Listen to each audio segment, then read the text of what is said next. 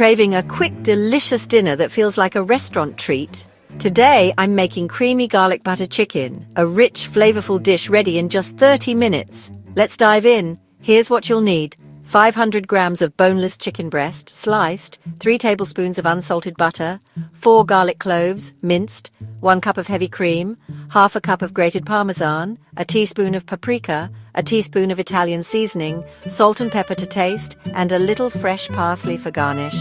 Grab these from your pantry and let's get cooking. Step 1. Season the chicken with salt, pepper, and paprika. Step 2.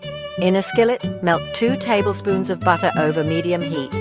Add the chicken and cook for 5 to 6 minutes per side until golden. Remove and set aside.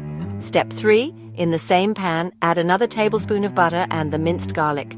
Sauté for a minute until fragrant. Step 4. Pour in the cream. Add Parmesan and Italian seasoning and stir until the sauce thickens. Step 5.